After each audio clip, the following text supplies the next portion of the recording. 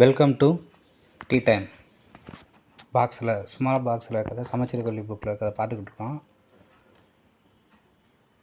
நமது பூமியின் வயது என்னவென்று தெரியுமா? தோராயமாக 4.54 இன்ட்டு 10⁹9 4.54 இன்ட்டு 10⁹9 ஆண்டுகள், அதாவது 45,40,00,000 ஆண்டுகள்.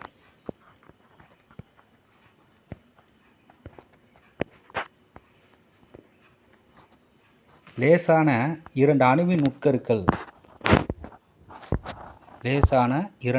உட்கருக்கள் இணைவதே அணுக்கரு இணைவு எனப்படும். இதில் உள்ள இரண்டு அணுக்கருக்களும் நேர்மின் சுமை கொண்டிருப்பதால் நிலை மின்னியல் கவர்ச்சி விசையின் காரணமாக அவை அருகருகே வரும்போது ஒத்த மின்னூட்டத்திற்கான விலக்கு விசை ஏற்படும். உயர் வெப்பநிலையின், அதாவது 10⁻7 முதல் 10⁻9 K என்ற அளவில் மட்டுமே காரணமாக உருவாகும் அணுக்கருவின் இயக்க ஆற்றலால் இந்த விலக்கு விசையானது தவிர்க்கப்படுகிறது.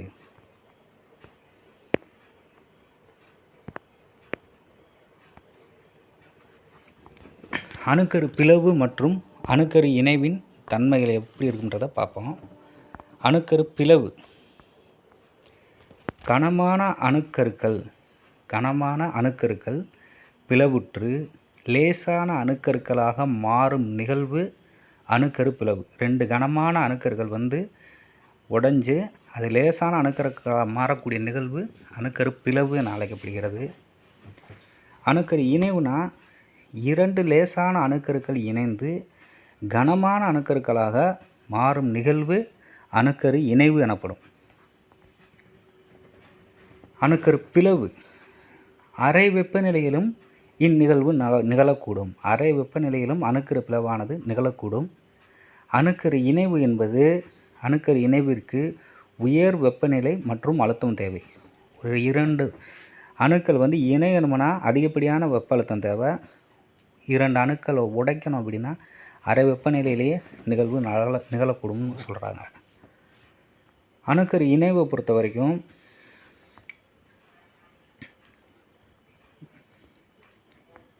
அணுக்கரு பிளவை பொறுத்த வரைக்கும் அறை வெப்பநிலையிலேயே நிகழ்வு நிகழக்கூடும். அணுக்கரு இணைவிற்கு உயர் வெப்பநிலை மற்றும் அழுத்தம் தேவை. ஆல்ஃபா, பீட்டா மற்றும் காமா கதிர்கள் வெளியாகின்றன. அணுக்கரு பிளவில் ஆல்ஃபா, பீட்டா மற்றும் காமா கதிர்கள் வெளியாகின்றன. அணுக்கரு இணைவில் ஆல்பா கதிர்கள், பாசிட்ரான்கள் மற்றும் நியூட்ரினோக்கள் வெளியாகின்றன. அணுக்கரு பிளவு காமா கதிர்களை வெளியிடுவதால் இவை மனித ஜீன்களை தூண்டி மரபியல் மாற்றத்தை உண்டாக்கி பரம்பரை நோய்களுக்கு காரணமாக அமைகிறது. அணுக்கரு பிளவு காமா கதிர்களை வெளியிடுவதால் இவை மனித ஜீன்களை தூண்டி மரபியல் மாற்றத்தை உண்டாக்கி பரம்பரை நோய்களுக்கு காரணமாக அமைகிறது.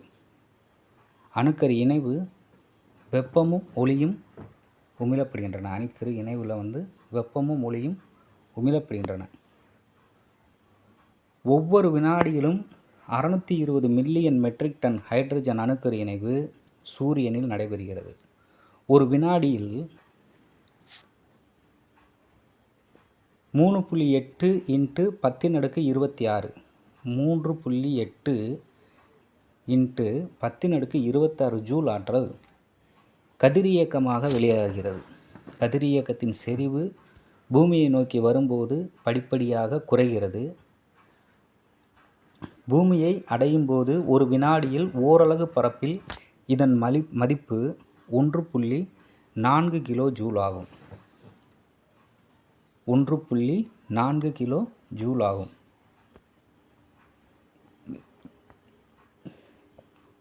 இரண்டாவது உலகப் போரின் போது ஹிரோஷிமா நகரத்தில் வீசப்பட்ட அணுகுண்டின் பெயர் லிட்டில் பாய்.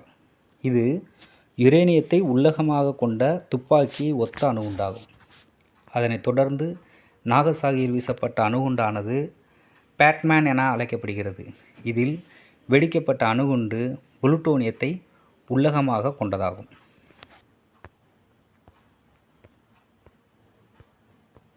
எலக்ட்ரான் வோல்ட்: அணுக்கரு இயற்பியலில் சிறிய துகள்களின் ஆற்றலை அளவிடும் அலகு எலக்ட்ரான் வோல்ட், ஈவின்னு சொல்லுவாங்க.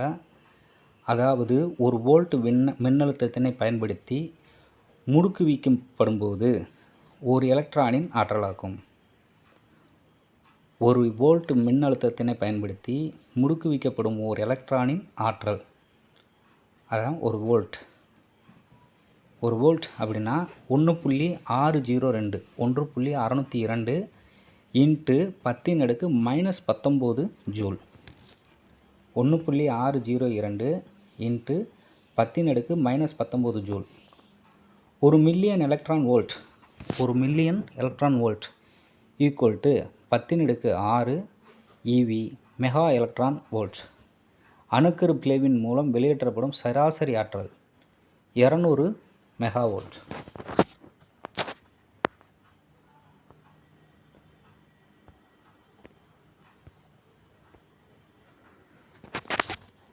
இயற்கை கதிரியக்கம், செயற்கை கதிரியக்கம். இயற்கை கதிரியக்கத்தை சொல்லிடுறேன் ஃபஸ்ட்டு. இயற்கை கதிரியக்கம் இது அணுக்கருவின் தன்னிச்சையான சிதைவு ஆகும். ஆல்பா, பீட்டா மற்றும் காமா கதிர்கள் உமிழப்படுகின்றன. இயற்கை கதிரியக்கம் தன்னிச்சையான நிகழ்வு. இயற்கை கதிரியக்கம் பொதுவாக 83 விட அதிக அணு எண் கொண்ட தனிமங்களில் நடைபெறுகிறது.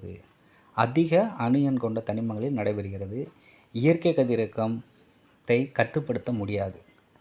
செயற்கை கதிரியக்கம் என்பது இது அணுக்கருவின் தூண்டப்பட்ட சிதைவு நிகழ்வாகும்.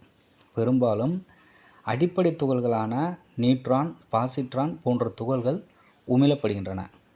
செயற்கை கதிரியக்கம் என்பது தூண்டப்பட்ட நிகழ்வு. செயற்கை கதிரியக்கம் பொதுவாக 83 விட குறைவாக அணு எண் கொண்ட தனிமங்களில் நடைபெறுகிறது. செயற்கை கதிரியக்கத்தை கட்டுப்படுத்த முடியும்.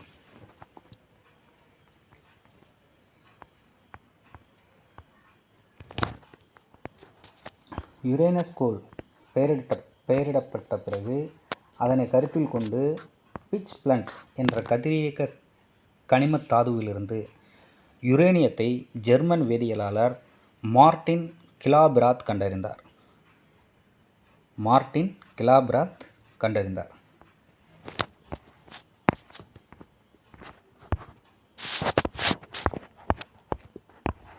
இதுவரையில் 29 கதிரியக்க பொருட்கள் கண்டுபிடிக்கப்பட்டுள்ளன. அவற்றில் பெரும்பாலானவை பூமியில் உள்ள அருமண் உலோகங்களாகவும், அதாவது ரேர் எர்த் மெட்டல்ஸ்னு சொல்லுவாங்க, மற்றும் இடைநிலை உலோகங்களாகவும் உள்ளன. அருமண் உலோகங்களாகவும் இடைநிலை உலோகங்களாகவும் உள்ளன.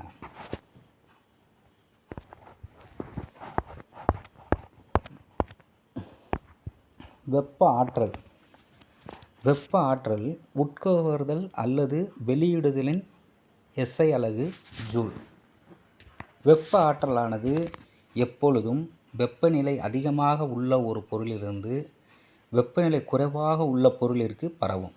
ஒரு பொருளில் இருக்கும் வெப்பத்தின் அளவு வெப்பநிலை என வரையறுக்கப்படும். இதன் SI அலகு கெல்வின்.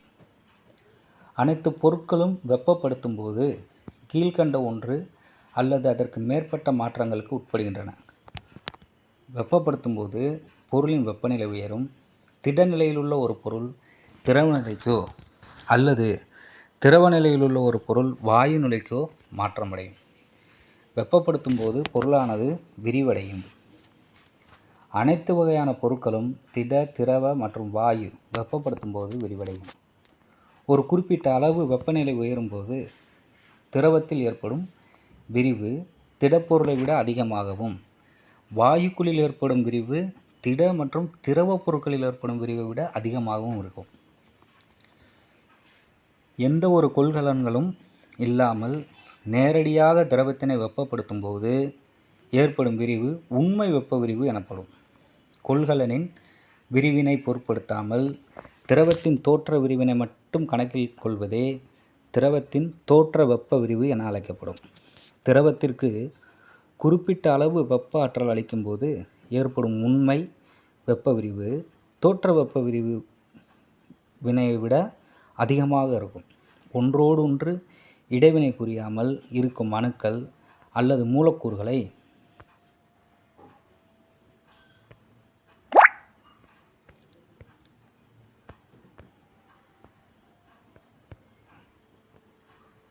அதனோட தொடர்ச்சி இல்லை,